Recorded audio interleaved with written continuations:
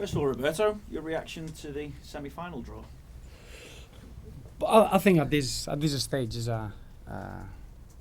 you don't expect to get any easy draws. As I said before, the only thing that you can try to hope is if you can play the second leg at Goodison. But as it happens, I think we're very much excited and looking forward. I think is one of those situations that we feel good. We're playing really well, and we're confident of enjoying the two games against Manchester City. If you want to go all the way in any cup competition, you get to a point that you have to play against the best, and clearly Manchester City are one of the best teams in Europe. So it's going to be a phenomenal football occasion for our football club, and we'll put it aside at the moment, and we'll get to enjoy it when the first leg comes round. I just wonder how significant you feel it is, though, as it comes towards 21 years since the club last won a trophy.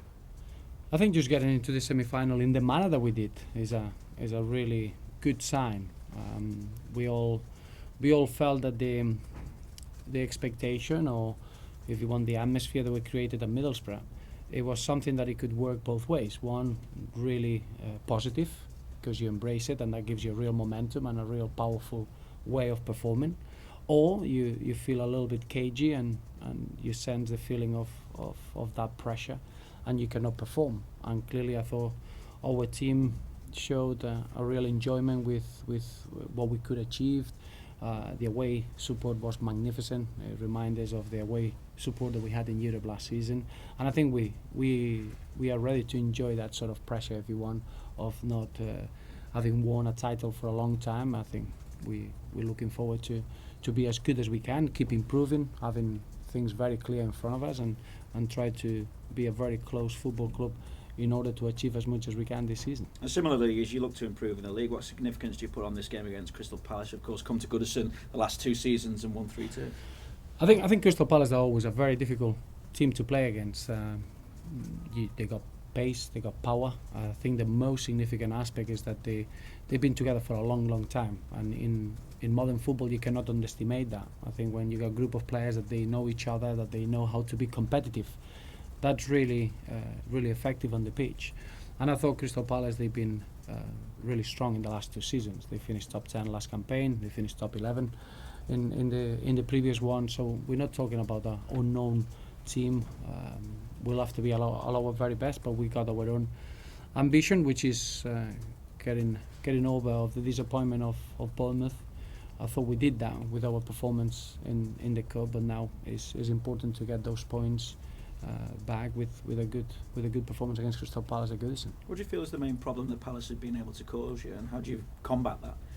I think Crystal Palace are a team that they got a real good mentality, to see a team that they are capable of getting a victory at Stamford Bridge and Anfield. It shows you that they are a really strong team from the mental point of view. Then they got incredible pace and power. Some individuals that they can come up with an action that is difficult to stop, and the dynamic, very athletic, and they are very competitive. We played against Crystal Palace now for a few different, that they've been on the different managers, and they all shared exactly the same competitive edge, from Neil Warnock to Tony Pulis to Alan Pardew now. I think the togetherness of that group of players and the continuity that they had in that dressing room is quite clear to see when they are on the football pitch. And obviously it's going to be a very difficult game, as it's been proven in the last 2 visits at Goodison Park. While everything's been so positive around Everton this season, do you still feel, and is there a frustration at the number of draws that you've had in the Premier League? No. Obviously we wanna aim for perfection, and perfection is play well, play an exciting football, and attacking football that our fans enjoy and love, and then to get a win at the end of it. We're still getting through that important period that is the middle third of the competition, and we're thriving for pushing each other, for becoming better. And because we got such a young group, you feel that the improvement is always there, and that's what we're going to do. So for the next block of games, it's vital that the attention goes into the Premier League, and solely in the Premier League. December is the most significant month in the league in terms of competing for 15 points in such a short period of time, and that's a focus that we have as a football club. I know that our fans, they've been loving the style and the way that we've been playing, but we'll never stop of wanting to improve and get better and keep promoting that competition for places to make sure that we become a very exciting team to watch, but at the end of it, a team that it can win consistently. What improvement do you see in Lukaku week to week? It's 49 goals in 99 appearances. I believe that's the best total in first 100 games since Joe Royle. Well, I think that shows you. You're talking about creating big historic landmarks in a football club like ours. That's special. You wanna, as a footballer, you wanna help your team to win at the weekend. But I think when you finish your career, to be able to look back and have those memories and momentous, that's special. You're mentioning Joe Royle, a proper Everton giant. To achieve that sort of goal-scoring record is special. And Rom, to be able to reach that is, first of all, is encouraging, but second is just another reminder of what a special footballer we have. You encourage him to go for Jamie Vardy's record? Well, I encourage him to keep working hard and to make a massive impact in the game and help us to win football games. And I think he's in the same wave of thinking. You're not motivated by records. You're motivated by helping the teammates and winning games and keeping your place in the side. And how much of a help is it having someone like Deulofeu in the side, is second in the Premier League system as it is, or not? I think any team, and I mentioned it many times, the hardest thing to do is to score goals and having a goal-scoring threat. And I think this season we found a very interesting moment of form of certain players. You mentioned a couple of names, but you got players waiting for that opportunity and pushing all the time, and that's the reason that you see players performing so well. Nobody can stop, nobody can drop the standards, nobody can take it easy in a game because someone else is waiting to take that opportunity. We got a large amount of attacking threat, a very well balanced squad. I've been delighted in the manner that we cope with injuries.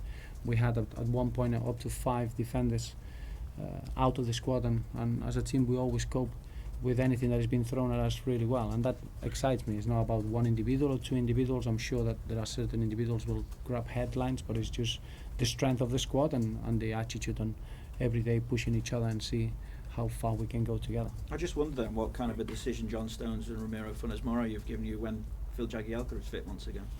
Well, that's what we want. We can't wait to have our captain back, but obviously to see Ramiro Funes Mori enjoying his football, adapting so quickly to the British game, and still a very young man, 24. He's been a starter for Argentina now. He's been a starter with us. It's been a big change or a big, massive step forward in his career. But that's what we want. That's why we made a huge investment to have John Stones in the level that he's showing. The responsibility that he's shown for a man of 21 years old has been incredible.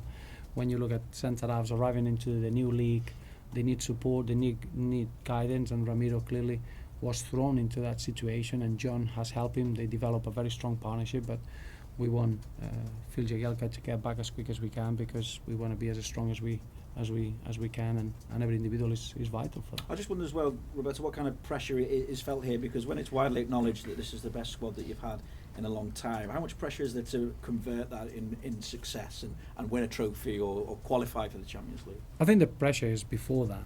The pressure of a manager is that you don't want to work with a squad that any fan or any football pundit could name their starting lineup, and I think that's been very much the target, and working extremely hard to creating a pool of players or a squad that is enormous talent with a fantastic potential, and we got many different ways of playing, many different opportunities, and we can pick the lineup based on moments of form and how we train.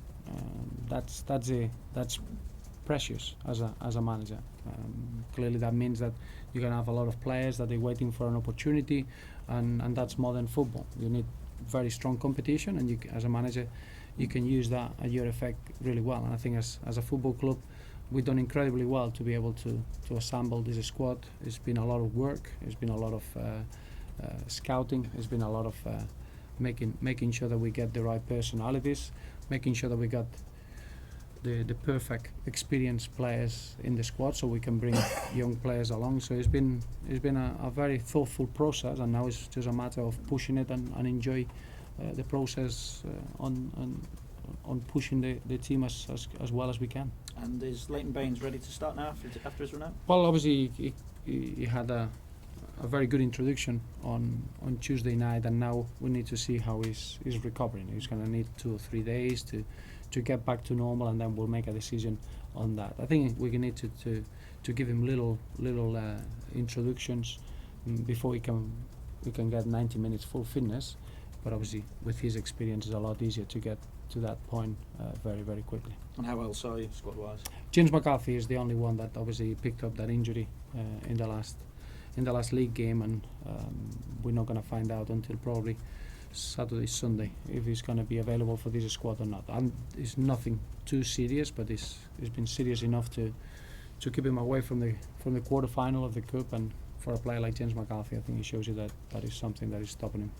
And just off track, as someone who's come over and made a career in English football, what do you make of Gary Neville starting off his managerial career at Valencia? I think it's fantastic for many reasons. I think Gary Neville, in terms of is a student of the game. I think he's a very intelligent individual. I think he'll be able to adapt to what's needed. It's a very tough challenge. First and foremost, you need to understand the situation of that football club, a football club that is always has enormous expectations. But I think Gary Neville is ready. The way he sees the game, the way that emphasise with young footballers, and I know that firsthand with the way that he's been working with the young players in England, in the England squad. I wish him the very, very best of luck, because it will be a terrific ambassador of British football in Spain, and I think it's good for everyone. With Leighton approaching fitness or nearly full fitness, where does that leave Brendan Galloway in terms of how you see his role in the team? No, Brendan has been fantastic. I think what I could say about Brendan Galloway is that he started as a young man. I think the first 2 starts that he had last season was a teenager that we were just finding out how quickly he could adapt to the demands of the Premier League. I think now it's just a very, very important player for us. He's not a young man anymore, even though he's still a teenager. In my eyes, is a player that is ready to compete against anyone. Of course, Leighton Baines brings an experience that is very helpful for the squad, but we're gonna see Brendan as a very important player from now to the end of the season. That's clear. Okay. I mean, Leighton has basically been nailed on as your first choice left back for so long. So Brendan's emergence not necessarily gives Leighton competition, but it gives you sort of added depth in that sort of area, doesn't it? It's a position that I feel privileged. We got Leighton Baines, we got Brian Oviedo, we got 2 full internationals with a lot of experience too, and I would say quite different players. But then Brendan Galloway is another different option as a left back. Brendan is a player that is still developing and still growing, but his performances wouldn't tell you that.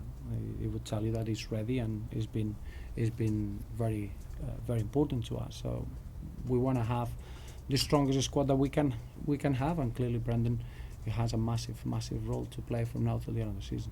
You mentioned earlier about picking your lineup on moments of form.